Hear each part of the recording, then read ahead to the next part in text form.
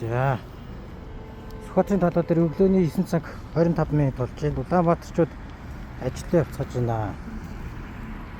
За өнөөдөр төрийн ордон дотор утааны сонсгол болж байгаа. За утааны сонсгол яг одоо болж байгаа, эхэлж байгаа. Агарын чанарын энд нэг хараатгая. За PM2.5 гэж энэ үзүүлэлт байгаа. Нарийн ширхтээ тоосонцор. Энэ 256 гэдэг чинь одоо яг хазардас буюу аюултай төвшөнд байгаа гэж үзэх юм байна.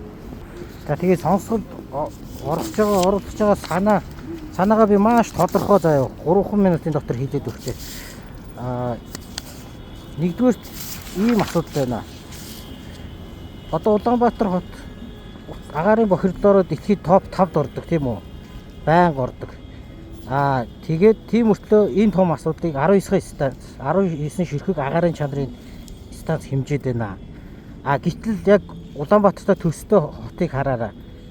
Белград гэж Серби хот байна. Энэ агарын чанараараа болохоор бүр бараг 1000 жагсдаг мөртлөө ийм асуудал багтаа хот 29 станцаар хямдсан байна асуудал. Гэтэл арай өөр хотыг аваад үзье. Лондон хот. Лондон хот жишээ нь 127 ширхэг станцтай байна. Тэгэхээр гэтэл энэ бүр 100 хэдээрээ жагсаж байна. Тэгэхээр яагаад нөгөө нэг ийм цөөхөн хянаад байгаагийн сул тал нь юу вэ? Их одоо олон газар тий орон зай хувьд олон байх нь ямар давуу талтай вэ гэдэг нь одоо Лондон хотын жишээн дээрээс харагдчихэ. Лондонд одоо 127 ширхэг байна. Тэгэхээр энэ нь болохоор юу вэ гэхээр илүү наривчсан зураг гаргах гэдэг байгаа юм ба. Гол давуу тал нь. Тэгээ хүмүүс хэмжээд яах юм бэ гэж хэлээд байгаа юм. Тэгээ хэмжсэний үр дүнд ерөөсөө иймэрхүү зураг л гарна гэсэн үг. Иймэрхүү зураг гарах юм бол яг голомт нь хаана агаад байгаа юм, аль хэсэгт арай бага байгаа юм бэ гэдэг мэдээлэл чи илүү тодорхой болно. Тэгсний дараа яах вэ гэхээр яг хаана фокуслж ажиллах вэ? Тэ одоо яг асуудал нь хаана байгаа даа ингэж бүр илүү амар фокуслж ажиллаж чадна бүр ингэж хорооны төвшөнд ч юм уу те. Тэгээд бүр иргэдэд болохоор шүү дээ те. Гэрийнхээ хажууд байгаа хамгийн ойрхон байгаа станцаа ороод 24 цаг 7 те орж харах юм бол юу ячнаа л гэсэн үг. Хизээ яг нэг агаараа онгоолох гэх те салхилуулахын хизээ одоо настай хүмүүсийн салхинд дарах юм уу тэг хүүхдүүдээ салхилуулах юм бэ гэдэг мэдээлэл бол авчин. Үнэхээр боломжтой сериозны байгаа хүмүүс бол одоо байр худалдаж авах байгаа хүмүүс ч юм уу те яг аль хавьд байвал би хамгийн одоо эрсдэл багтаан бэ гэдэг шийдвэрээ гаргаад явчихнаа. Төрийн байгууллагууд болохоор ийм олон цэгдээ хяналтаа авснаас ямар давуу тал үүсэх вэ гэхээр агарын бохирдлын эсрэг нөгөө нэг тактикуудаа аяг оновчуулах юм. Одоо болохоор ерөнхийд нь тэр хавьд их байна. Одоо юу гэдэг те баян шуунд их байна гэж болохоос яг баян шины яг хаана нэ гэдэг нь байхгүй болчиход байгаа байхгүй. Тэгэхээр илүү оновчуулна гэсэн үг. Тэгээ мэдээж эн чинь нөгөө нэг судалгаа хийх боломж واخгүй. Одоо яг ийм байлаа гэж бодъё л да. Тэгэх юм бол энд байхад нь энд байгаа хороонд нэг одоо шахмал төлөөд хажууд нь байгаа хороонд түүхийн нүүрс төлж үзээд хоорондын датаг нь харьцуулж болно гэсэн үг байхгүй. Тэгээд үнэхээр сайн байна уу, муу байна уу гэдгийг нөгөө нэг хэрүүл маргааныг жишээ яг тодорхой дататаар харьцуулчихна гэсэн үг.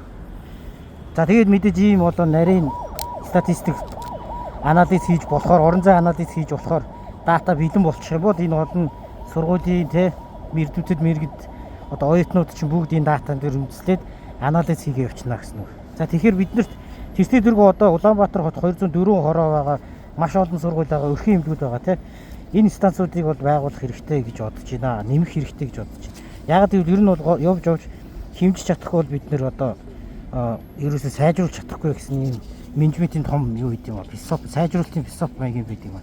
За тэгээ би бол ерөнхийдөө ингээд 12 маршрут дээр ингэж Улаанбаатар хотыг ингэж хэмжиж үлдсэн зөвхөн жишээ нь юм байна. Хүмүүс фэйсбүүк дээрээс бол харсан баг те. За өөр нэг жижиг асуудал байгаа юм ба. Хоёрдугаар асуудал. Энэ жижиг юм шиг боловч гэхдээ энэ логикийн хувьд одоо шүү дээ. Одоо байгаа энэ зүгээр өчтөр хоёроо хийвэлцэн агаар цэгийн мен дээр байгаа агарын бохирдлын утгууд нь энэ баггүй. Баг бохирдолтой, хэвийн маш их бохирдолтой гэд бохирдлыг нь зүгээр хэмжээг нь заагаад байгаа юм. Хэр их бохирдолтой байгаа юм бэ гэдэг. Гэтэл аймглаар яг энэ ямар утгатай байна вэ гэхээр тэр яг бохирдолтой гэдэг нь их байгаа, маш их байгаа гэдэг нь яг таны амьдрал дээр яаж тусах юм? Эрүүл мэнд ч муу юм уу? Бүр муу юм уу те? Нэг бол мэдрэх хүнд эрүүл биш гэдэг ингээд тухайн хүндээ тааруулсан юм систем байгаа даа байхгүй. Тэгэхээр энийг бас нэг Английн бас орчуулах хэрэгтэй юм шиг байна. 10 хэдэн оны сүүлээр л орчуулсан байлээ. Тэгээд тэрийг орчуулахдаа магадгүй жоохон алдаатай ч юм уу орчуулсан юм шиг байна. За тэгээ ийм шиг юмуд гаргасан те. Тэгэхээр орон зай хувьд өөрчлөлт гэдэг нь бол ерөнхийдөө ингэж харагдаад байгаа хөөхгүй.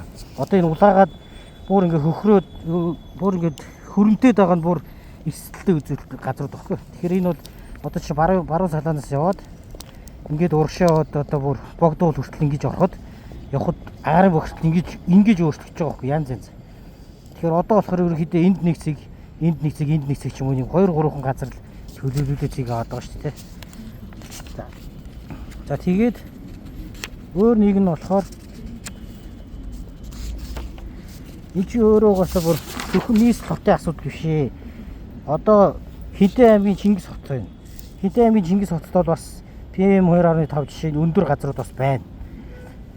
За ялгаагүй баруун урт байна те Сүхбаатарын баруун урт. Яг алдагаагүй ингээд ийм юутай газрууд байгаад байгаа байхгүй. Агарын бохирдолтой Улаанбаатартай төстөө уншилтууд уншиж байгаа газрууд байгаа байхгүй. Тэгэхээр энэ бол зөвхөн нийслэлийн асуудал биш болчиход байна. За ийм л хэдийн юмыг ерөнхийдөө нөгөө шийдвэр гаргагч нарт санал тавих гэж яаж байгаа утааны сонсголд орж байгаа. За тэгээ үр дүндэн гол нь нөгөө тэгээ энэ асуудлаа бид нар маш сайн хямдаг монитор хийж чаддаг болох болтугай гэж найдаж байна да.